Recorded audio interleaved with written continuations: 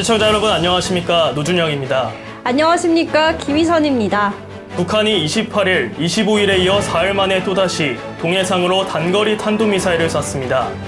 북한은 올해 들어 탄도미사일 18차례, 순항미사일을 2차례 발사했습니다. 네, 윤석열 정부 출범 이후 미사일 발사로만 보면 6번째인데요.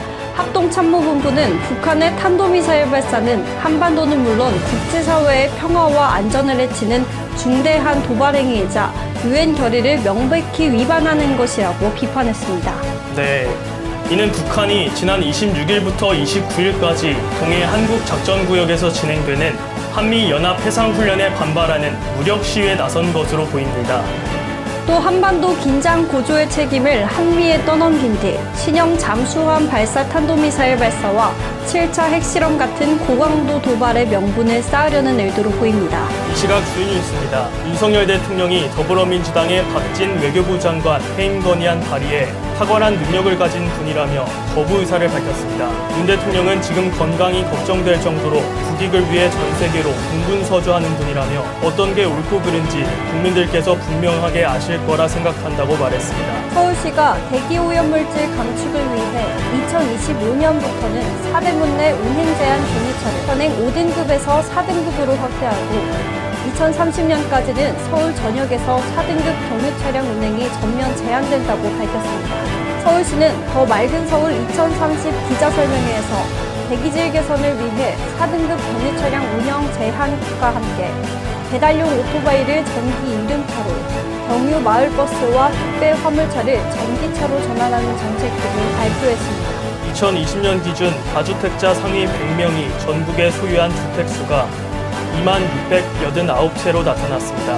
이들의 주택 공시가격 합은 2조 5,236억 원에 달했고 한 사람당 평균 207채를 보유했으며 주택 자산 가치는 252억 원 수준이었습니다. 택시 기본요금을 인상하고 심야 할증 탄력 요금제를 도입하는 내용의 서울시 택시요금 조정안이 10월 말 열리는 물가대책심의위원회에서 통과되면 심야 탄력 요금제는 올해 연말, 기본요금 인상은 내년 2월에 시행될 전망입니다. 조정안이 확정되면 택시 기본요금은 3,800원에서 4,800원으로 인상되고 기본거리는 0.4km 줄어들게 됩니다.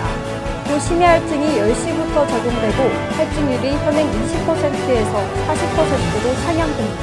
법원이 신당역 스토킹 살해 사건 가해자 전주환에게 성폭력 처벌법, 스토킹 처벌법 위반 등의 혐의로 징역 9년을 선고했습니다. 이는 검찰이 구형한 형량을 그대로 인정한 것으로 보복살인 혐의는 중앙지검이 전담수사팀을 구성해 아직 수사 중입니다. 국내 유일 항공 방산업체인 한국항공우주사업이 민영화에 시동을 건 가운데 사흘 전 대우조선해양 인수에 나선 하나가 카이 인수를 위한 물밑 작업에 착수했습니다.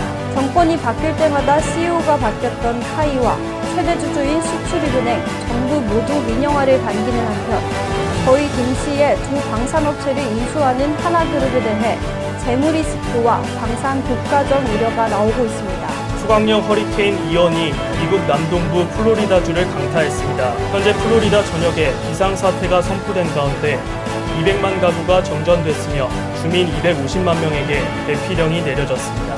1942년부터 1982년까지 아동 청소년 교화를 목적으로 감금, 폭행과 강제노역을 시키며 인권 유린을 한 안산의 아동 강제수용소 선감학원처에서 유해와 유품이 발굴되면서 안매장의 신빙성이 커지고 있습니다.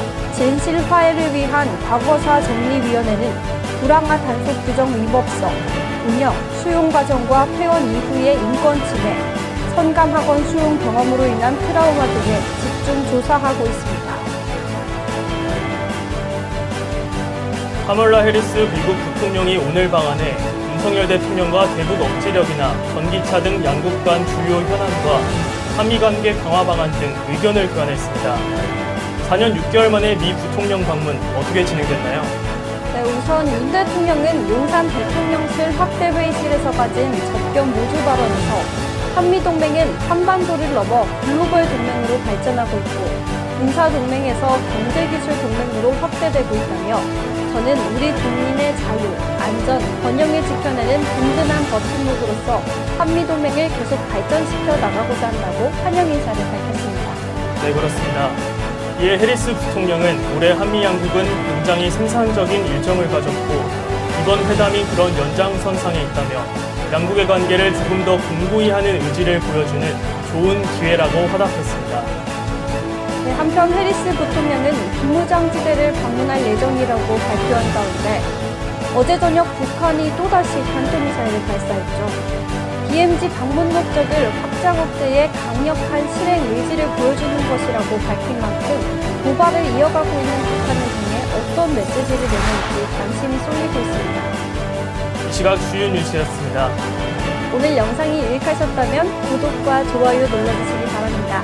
지금까지 김선, 고준영이었습니다.